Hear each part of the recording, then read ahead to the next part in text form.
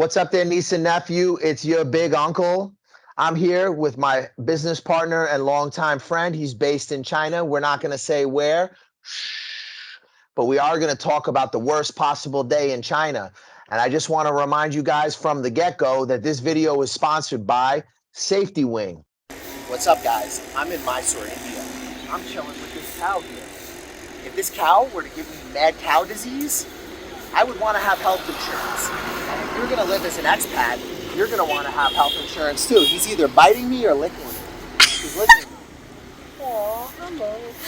You're so cute. See, if I get sick from touching this cow, I want to have health insurance, right? So Safetywing is a good health insurance for people like me who travel around the world and live in interesting places. I'm covered. If I get sick in India, at least I got health insurance. Safetywing is designed for people who move around and who travel, so it's the perfect health insurance for people who live our kind of lifestyle. All right, so I got the homie over here. He's living in China for a really long time. If you guys have seen our previous videos, we do some content about what it's like for him living in China, working as a teacher, and just being around China for quite a long time. He's seen a lot of different phases in China, from when things were very open to the way things are today. And he just had a really, really, really rough day. So we're going to talk about the worst possible day in China. Yeah, this is probably the worst day of my life. And I'll have to kick off with kind of what happened the day before. There's a girl I've been seeing, I don't know, for a while.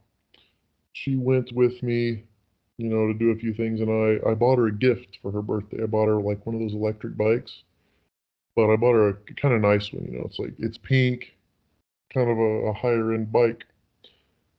Also, her birthday was about a week ago. So I had gotten the call from the Kuaidi. Kuaidi is like the delivery people, like the shipping company. And there was something going on with the delivery. It wasn't even close to where I was at. It's like an hour or so away, which, it's China. There's stuff like that happens. So her birthday was a week ago. I still hadn't gotten it yet. The day before, I'm in the process of transferring my visa, and I had kind of a bit of an argument with my boss. She was kind of acting strange, but she had a paper for me to sign saying, I was leaving at this date. This all happened before the worst possible day that could ever happen. So I've got to start at about midnight, because my girlfriend, she's like, hey, I need to come over and talk to you later. So she came over, we ate, and we're chilling out. And it's about 12:30, and she says, hey, are we going to get married? I'm like, oh, that's kind of a shock. And she says, well, I'm married, and my husband just got a car, and he's probably going to come looking for me. Oh, talk about a stressor right there. Oh man, I still can't believe that. But anyway, that kind of turned into a longer conversation through the night, and then we went ahead and went to sleep. I woke up the next morning, got up, I'm like, all right, start making breakfast, and I get a phone call from the Kuaidi. And I'm like, awesome, the bike's coming in, at least something, I've got some good news. And she's telling me it's in building 18, you need to pay 1,090 RMB. I'm like, what? Well, that's like 150 bucks. I don't know exactly what it comes out to, but that's a big chunk of money considering I thought this was free shipping, right? So I go downstairs, and then I'm like, wait, there's no building 18 in my little xiaoqu, my little neighborhood. So I call her back, and I'm like, what's the full address? And she tells me that the district, it's not even in the same district. I don't even know why they took it there. So I came back up to my room, and there's a whole conversation, the bike's far away, so not only do we have to pay this 1,090 RMB shipping, we've got to pay another 150 RMB to get it from the location it's at now all the way to where I live. So So the price of this is just going up for something I haven't even seen yet. So we go to the gym, come back. Um, I know none of you guys know me personally, but I'm very picky on what I eat. I don't want to have any stomach issues. I'm not going to eat any street food. So I literally eat the same thing every day. Well, came back, and as I'm riding, I ride a little e-bike around. As I'm coming back, I get a phone call, and the bike is here in front of my neighborhood. So I run to the neighborhood, they open the gate, and this truck comes on in, and the bike is in this kind of a thrown together crate of 2x4s, if that's what you would call them. So we get it down. The delivery guy has no tools to take the crate apart, so I'm like running around asking people in the area, "Do you have a hammer?" So this guy can start knocking the thing apart. I do work later that day, so he's getting the hammer, and so I run over to get rice. Same place I always do. To my surprise, for the first time I've ever seen, in China, they don't have any rice. We've run out of rice. So now I'm mad about us being out of rice. I come over and I'm helping this guy take this crate apart. And finally we get everything out of it. He gives me the keys to the bike and he says, "All right, here's your key." And I'm like, "Wait, there's got to be like a remote to start it." So this is all you've got is this key. And when I peel everything off the bike and put the key in it, it's got 16,000 kilometers already on it. And it's kind of beat up already. So this bike is supposed to be new, right? Yeah, this brand new custom bike that I've totally got scammed on. Wow. So I've got like 4,600, 4,700 RMB into in a $1,500 RMB bike. So yeah, I've gotten ripped off. Oh man. So I'm mad. So I come back up to my room and then I go back down and I'm like, well, I'm gonna charge the bike and at least I'll drive it around and see if it runs okay, if there's any problems with it. I find the serial number on it and find that the bike was sold in 2016, so it's far from a new bike. Okay. So I have it charging and I think, okay, I've got an English class. I teach for 1 hour. I get 400 RMB for 1 hour. And I've got 4 hours of Chinese class, which I pay them 25 RMB an hour to teach me Chinese, just for those that can kind of see the salary differences. So I hop on my bike and get on the main road, just right outside, and I go right through when it turns green, and a Porsche hits me. Oh my, a Porsche? Of course it's a Porsche. Oh my God. It's either going to be a Porsche or a Ferrari. It's one of the two. Knowing my luck. So she barely touched me. Like I didn't fall off my bike or anything. So I start to just drive off, and I thought, I'm going to turn around and go back. I don't have any license plate on my bike. You don't need it. Um, thing is, I looked back, and I'm the only white guy, so they would probably recognize my face. And they could look through the cameras and follow where did he go to and all this, but I really doubt they're going to do it. But I turned around and stopped. So that's my mistake. That's what I learned from this. Don't stop if you hit somebody. So she gets out of the car. I look at the scratch and I like start to wipe it off because it's very minimal. You can wipe it off, wipe off with a little scuff. But she's no, don't touch it. It's got a new film over it. If you touch the film, it's gonna make it worse and all this. So then she calls the police. So I've got to stay there and wait for the police. So I'm actually going to work right now, so I've got about 30 minutes to get there. So Mm. I've got to call and cancel my work for the day. It took the police 3 hours to get there. So I'm just standing there and I'm thinking, what are they going to do? Are they going to come and take my bike? I wasn't wearing a helmet, which is usually a 25 RMB fine, so $3, whatever. I just don't want them to take my bike because that's how I get around. And I don't really know the condition of the secondhand bike that I just got. So the police come and they're like, "Hey, oh, you're a foreigner. Where are you from? Oh, you're from America. What do you like better, China or America?" And of course, oh, China's great. It's more convenient. This is way better. I just don't want them to take all my money. That's kind of I'm trying to be nice. Well, my friend comes down and tries to help me out with all this. The police, they can get on their phone and they can see everything that's happened through the CCTVs through their phone. So they watched what happened. They decided it was my fault before, but um, they can look back and see it all. The woman that was driving the car, she said to get a new film on that area would cost 2,500 RMB. So the police officer said, he asked if I had my visa on me or my passport, which obviously I don't carry that on me. So he could take either my cell phone or my bike.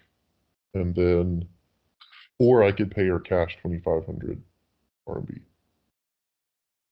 which is, it's kind of crazy to me because usually there's some kind of court system. And then, you get quotes on these different prices, not just over the phone call a place. Yeah, it's about 2,500 and then you got to pay. I also thought it was pretty funny. They said we could take your phone instead. So what I had to pay 2,500 RMB right there on the spot. And then the officer was, okay, you're good to go. And then I'm sure she went back 2,500 RMB happier. Kind of the frustrating thing is people like that have so much money, it's not really a big deal for them. But whatever, just another thing that happened. So I was upset with that. So I came back in, got on the bike, drove it around after a few hours of sitting there. I believe the frame is bent on it. Mm. After bringing it back in, I think, okay, I'm going to order some more food. So order food, go grab my food, and come back up to my room. Open the box. They gave me the wrong food, of course. Oh God. So then I have to go down and give the food back to them and get other food and come back up. And that was probably about 9 or 10 o'clock at night. And I would say that I summed that up pretty quick, but that was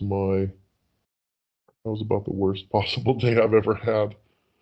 So in Southeast Asia, it's like a general rule, like even amongst the locals, that if you hit somebody, you don't stay, because if you stay, you generally are liable, and they almost always will blame you if you're the foreigner. Is that pretty much the case in China? I don't think that's always the case, Mm. but I don't know. It really depends on the attitude of the person that was in the accident. Another thing kind of funny about that was she opened her trunk and she had a box of something. I don't know if it was like a box of wine, I'm Mm. guessing, and she set it on the road. So like cars coming would see, oh, there's something on the road and turn off to the side. After we were there for about 10 minutes, someone stole it. And she's like, hey, someone stole my box. Who was that? I was like, I don't know. I didn't see it. Now she wants your help. That's funny. Yeah. As far as for recourse for the e-bike, is there any recourse, or you just asked out? I don't know. I didn't order it through, there's a company called Taobao. It's like Amazon. Mhm. But whenever I wanted to order it through Taobao, they would not let me order it through Taobao. I had to order it through this guy directly. And I thought that's super sketchy. So I did it I asked a few different people, a few different companies, and it was all this way. I recently met a guy at the gym. Actually, he does the food delivery on the bike, so he's went through a few bikes, and he said this is normal because if you order something straight from the company, they can send it right to you. But if you're getting any kind of custom work done on it, if it's not going from the company, it's illegal to ship it because of the battery. They can only ship it without a battery. So I thought, okay, this is the only way. I mean, I'm kind of losing insurance on it, but I thought it was something new and not the big scam. But I'm not really Right. happy with that guy for. I asked him for help, and it's kind of like he almost helped the other guy scam me. Wow. So these are the kind of things you deal with when you buy products in China. If you're buying something online, never do what I just did. And I never do what I just did unless the only reason I did is because this guy talked me into it and told me, yeah, this is okay. This is what we always do. So, And you've been yeah. in China for a long time, so you're not green. No, no, I'm definitely not green. Not on How many any years? of this. How many years have you been out there now? Um, I think if you were to add everything up, we may be coming on 6. So you're in China for about 6 years and they still got you, huh? Yeah. And this is not my first little fender bender. I've hit people before. It's kind of common you hit somebody and they're gonna fake it and they're gonna cry. One of my buddies, they had an accident where they hit a guy and they had to pay him 1,000 RMB every month for 3 years for medical. Wow.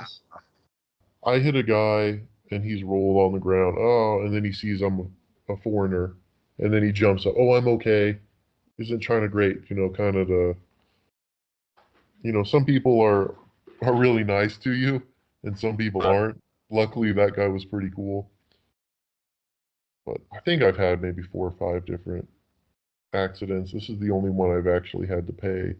I think this is the only one I've actually stopped. So in total, what did it cost you that day between the bike and the accident? Um, I I spent around 7,000 RMB on the accident and the cost of the bike. And then, you know, I lost work, which I mean that's not huge, but and I've still got a bike that we can drive. But yeah, just the bike, 2,500 RMB, that hurts right there. That's rent for a month here. Right. That's how much the bike. That's more than the bike's worth. So are you fed up? Have you had it? Do you still like being in China? Yeah, but yeah, that's definitely something that pushes your buttons. So you're changing visas now. So you're switching over from one employer to the next. Can you Oh, tell us a that's bit about that process? That's another thing. I didn't I didn't mention that. I forgot that one. So when I woke up that morning, I found out the paper that I had signed. My old boss had kind of scammed me over on that. Did I mention this to you, or did I skip that part? No, no, we haven't heard about this yet. All right. So before I got the news about the bike coming and all this, the first thing that happened was I found out the paper that I'd signed the day before, which is all in Chinese. The word cancel and transfer was like swapped. So I pretty much signed that my boss can cancel my visa instead of Mm. transferring my visa. So right now, my boss could just cut me off, my old boss. So she has like total control of what happens to me at the moment. So if she cuts me off, I will have to leave the country in 30 days. Hmm. I mean, I imagine you'll just return under new sponsorship. Yes, but getting here with this visa, that took me months and that took me a lot of money. I probably had $1,500 US in getting some of that paperwork done. And that took me almost 6 months. So you'll have to do that again for the new employer. Is that right? If my visa is canceled, I will have to go back to the US. I will have to get my degree again. My everything will have to be certified again. My degree may be okay. My background check, I'll have to go through that entire process again. It's time consuming and it's waste of money. Waste of money, waste of time. So I know you speak Chinese, but I guess is your reading not at the same level? No, it's not. And I had a Chinese friend with me. So it's not just she's just a sneaky person. She's Right. not just scamming me, she's scamming others too. Okay. Well, how can how can you ensure that you don't encounter these type of characters, or is this just relatively unavoidable? The main issue with this lady, with my old boss, it's that she's terrified that I'm going to start my own school or take all of our students and teach them at my house. Okay. What started all this is one of the parents found me online on WeChat. I don't know if all of your viewers are familiar with WeChat. Sure. I mean, those that looking at China should be. Yeah, so one of the parents posted on one of my moments, "Oh, I'll get to meet you soon," when I was on a trip. And then the manager at my old school saw this and they're freaking out. "Oh my gosh, how did Luke get all the parents' WeChat? The parents are going to just pay him directly and go to his house instead of going to the school." It's a small school, and whenever I leave, the new teacher has never taught before, so uh, the parents may not care for him so much. I see. So if I have contact with all these parents and I say, "Hey, why don't you just come to my house and I'll do it for half price?" Her school will be dead. She'll have nothing, And then I would make pretty decent money, but um, then I have no visa to stay. I don't know why she thinks that. I guess man, that lady's, she shorted me money on all kinds of stuff. One of the great things that we do have in different areas is I've got a network of people, and every time a school does something like this, we share it with each other. So there's maybe 400 of us, and it's blacklisted schools. So if a school has screwed you over, you've got the school, we know what they've done and who they've done it to. So right now, she's not going to be put on the blacklist, but if she kicks me out of China, she probably won't be finding any other teachers because everyone's going to know about it. It's similar in Vietnam. We actually have kind of a similar thing. There's a number of groups that are dedicated to blacklisted schools, and there's some that are just publicly known to be bad. So if clients were to work with you, they would have access to, the blacklist group. You'd be able to advise them on the schools that are bad. Oh, absolutely. I've got a list of, I would say in this city alone, probably 13 or 14 blacklisted schools, and there's another 10 that are on the blacklist, but they probably shouldn't be. Yeah, right. Okay, just like some issues, but maybe not so egregious. Well, some of them, it's somebody from, we'll say, from Pakistan. They come here and they want to teach English. Well, they get a job teaching English. Well, then a white American comes and they say, "Sorry, guy from Pakistan," and they let him go. Well, then the guy from Pakistan wants to put him on the blacklist, and he's mad because they're racist. Well, it's illegal for people from Pakistan to teach that way. It's got to be an American. So stuff like that pops up occasionally. Where it's not really the school's fault. They're just not interested in hiring these non-natives from developing countries. Bro, it's the same in most of Southeast Asia. A lot of like Vietnam, Cambodia, like they'll take people occasionally, like provincial places will take people from these countries, but by and large, most schools and training centers are just really aren't interested in them. Yeah, got to be white. You got to be from the right spot too. And even if you're not white, like if you're as long as you're American or British, it definitely helps, Like, but Oh, if you're absolutely. just like coming with an African passport or a Pakistani passport, it's like you're kind of the last possible choice for most of these employers. And I imagine it's the same in China. Kind of. If you're going to get a work visa in China, you're limited. You have to be from a native speaking country, and there's a list of countries. If you are from South Africa, you can get a work visa. And if you are white from South Africa, you can get a decent job. But kind of to compare, there are two people from South Africa. I'm trying to think exactly where they're from. They're not as white as me.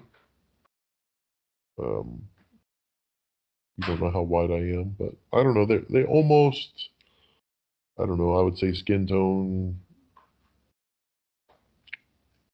They don't look normally white, but they could probably pass as a white person.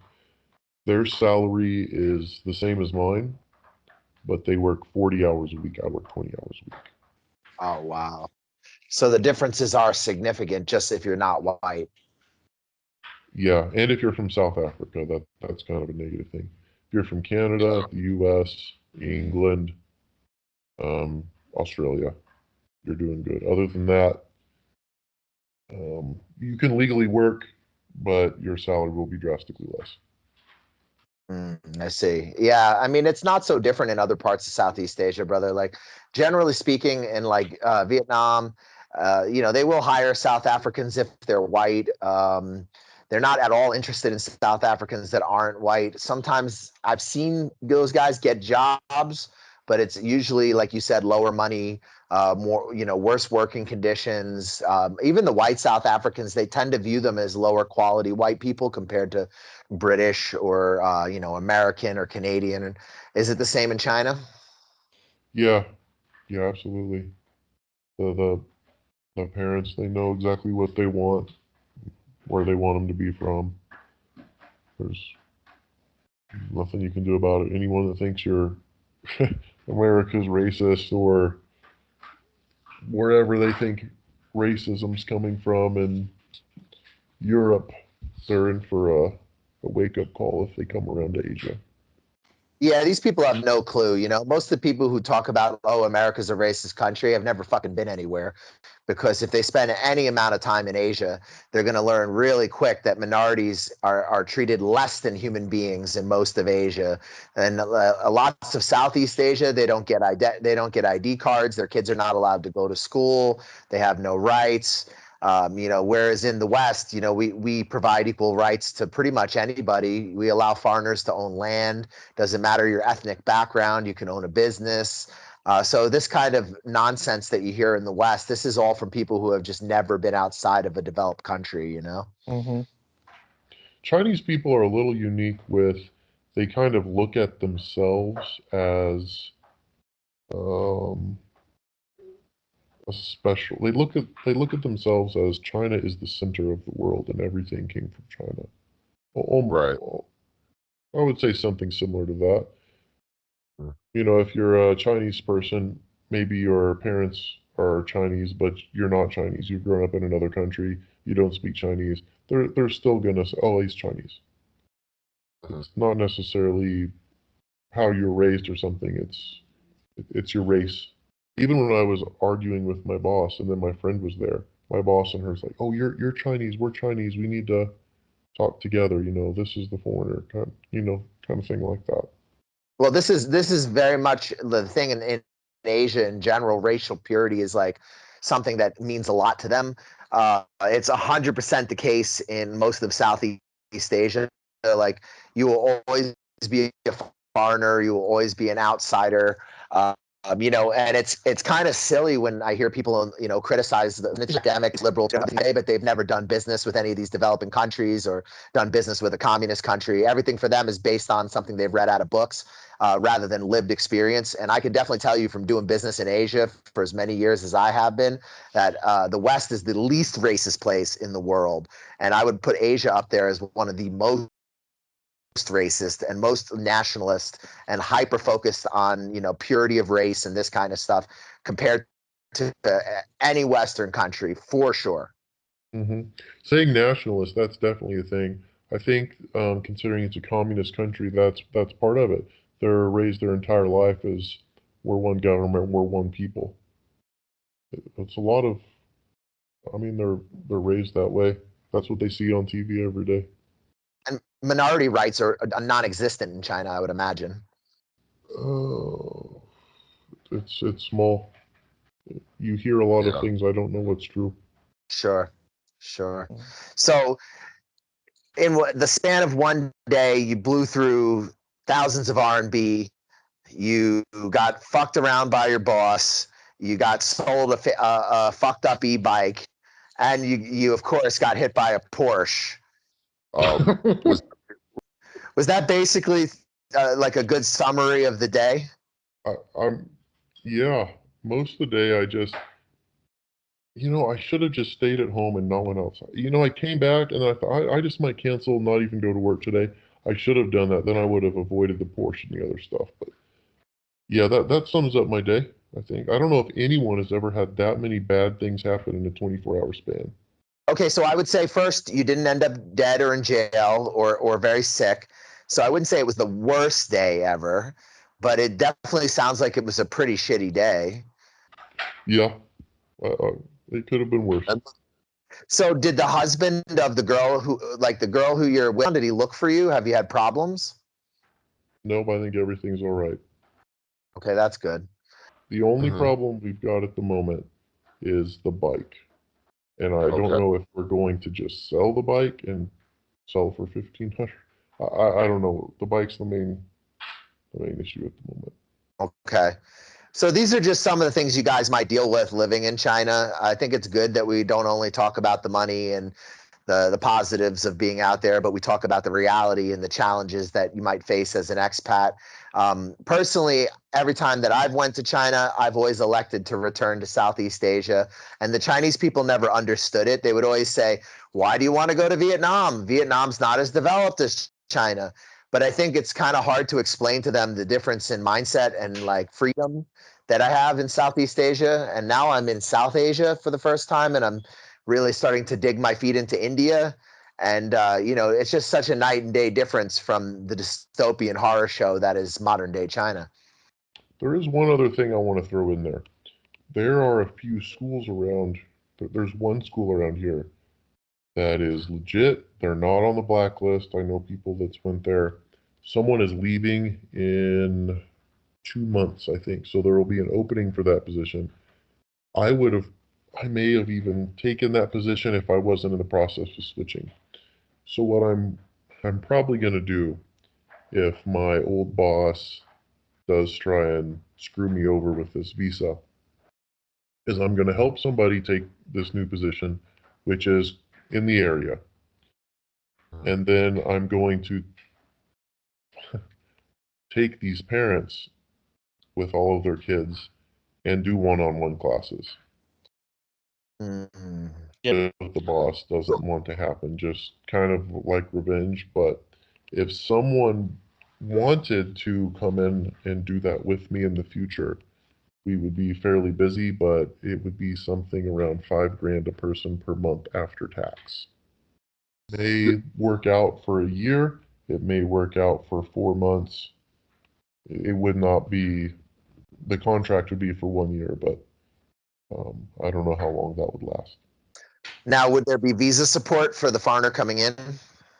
Yeah, there would be visa support from the other school, which they would work at, which would be 20 hours per week. And how much would they be getting a month? From that school? Mm-hmm. I would have to look, but figuring up how many of these one-on-one students I've got lined up, It wouldn't matter. it would roughly come to $5,000 US a month. So that's including the salary of the school. That's both, yes. Okay, I understand. Okay, that's better. Yeah, see, I was trying to clarify whether or not that was from the one-on-ones or that's also with the salary from the school. And it would be a 20-hour work week if they're a native speaker, obviously. Yeah, 20-hour work week at the school, and then everything else, these one-on-ones would be on top of that. So guys, we have a consulting service for China. My partner here, he's been living in China for a lot of years. He knows these things to look for, as you can hear from his story. He's already got backup plans for the next place. He's in networks of teachers who have been in China for a long time, as well as employers. And he speaks Chinese, so he can be an absolute resource. So if you're thinking about coming to China, it doesn't matter where, just reach us on the Facebook fan page or any of the contact information in the description, and we can all have a chat. And if you do decide to move forward, he can coach you on the process of organizing all your documents and everything you're going to need to arrive.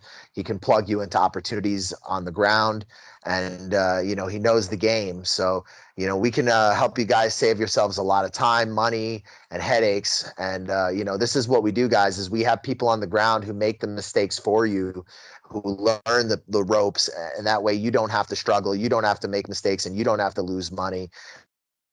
You're already going to be plugged into a network of people who know the game. So is there any other final thoughts you'd like to leave everybody with about this week, this terrible day?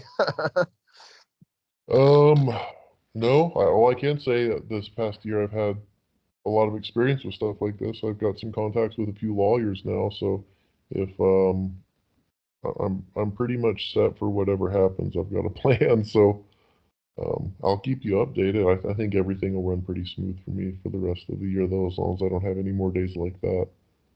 So if you guys did get into any kind of issues with your employer, he's got legal contacts that can provide support, as well as on the ground real time advice. And I can tell you for a fact, because the way I know my partner here is that he worked to get me employment in China, and we spent time together hanging out there. And he was just able to facilitate almost anything I needed, any kind of issue I faced. It was immediately addressed, and absolutely a pleasure working together. So we've decided to partner up to help people who are looking to come to China. Primarily, I focus on Southeast Asia for the people who do need to teach and want to be employed. I focus on Vietnam, Cambodia.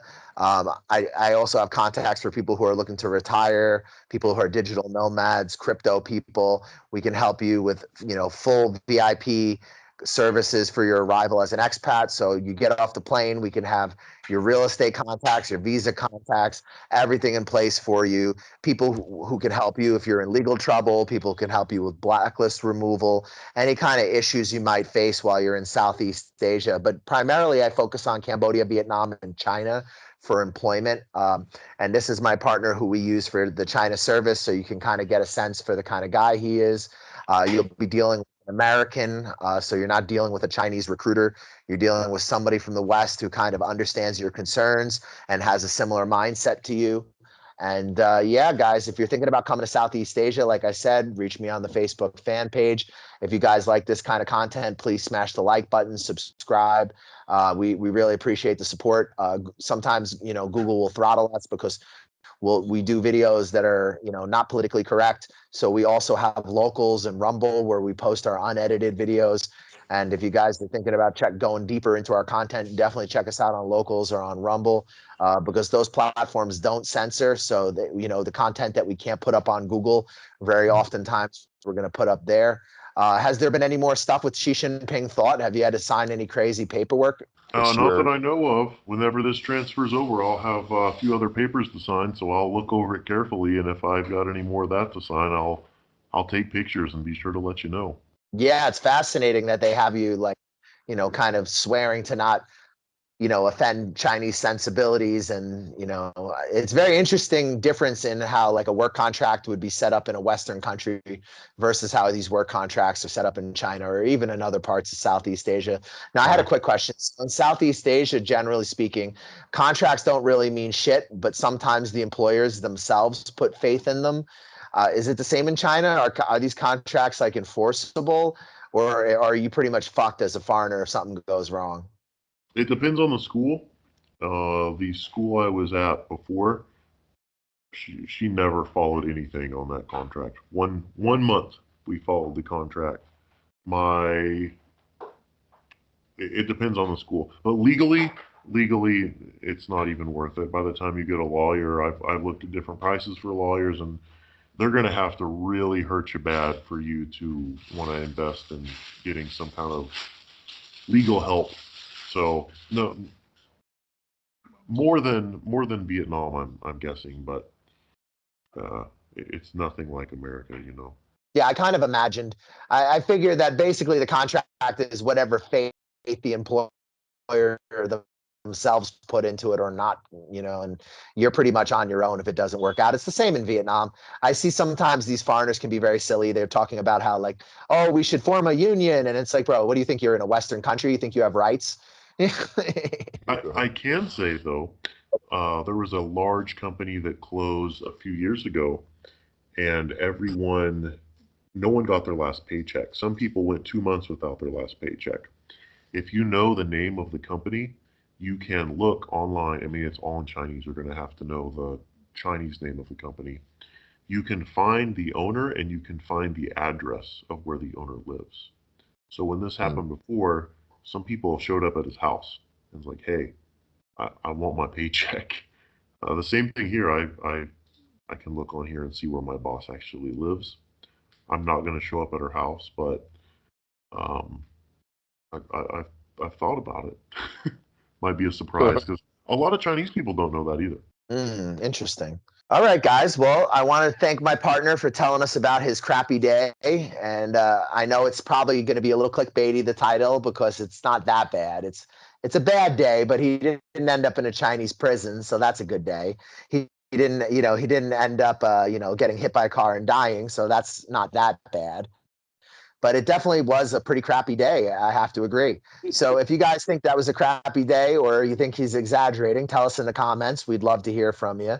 Overall, if you guys have any questions about living in Asia, whether it be China, Southeast Asia, Cambodia, Thailand, Vietnam, Laos, reach me on the Facebook fan page. I'm also starting to expand my network now into South Asia.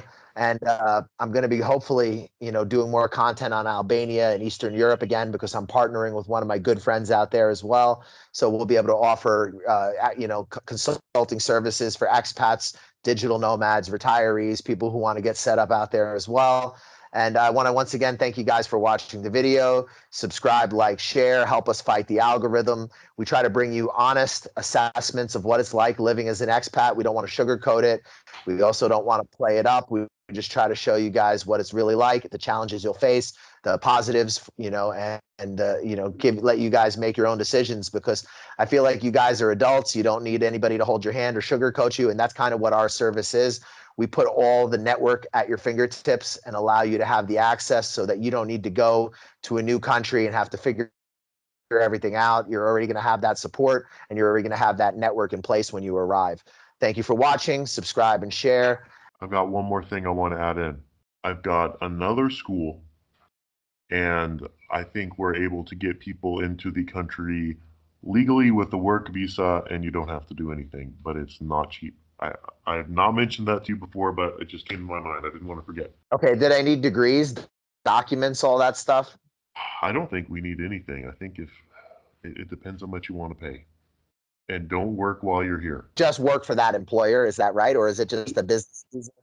You don't have to work at all. It's a work visa, but you don't have to work. So it's not attached to an employer. They just be allowed to live and do whatever they need to do in China. It's attached to the employer, but the employer is like my buddy. So we've got room for one more person to come and work, but we don't need somebody. So if you wanted to come in through here with a work visa and, do travel around or do whatever, or live here for a couple of years or whatever you wanted to do, that's something we've got access to. We've got another one of those now.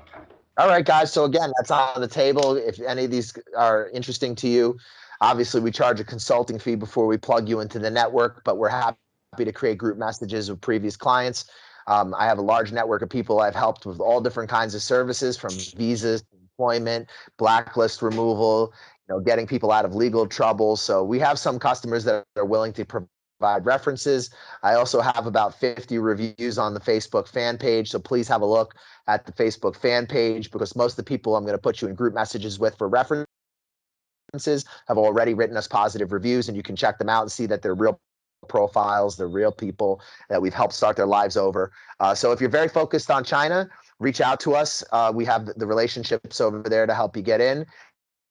This is an interesting opportunity. You can get into the country. You don't need to be actually employed. You'll just be employed in quotes, right? So yeah, reach us on the fan page if you have questions, or if you want to do any kind of talking with us about, where to go, what to do. I do hourly consulting as well. So anything that we do together hourly, I apply to larger services. So if we talk for an hour about, I don't know, China, Vietnam, Cambodia, Laos, Thailand, whatever we spend, doing hourly, I'm happy to apply to larger packages.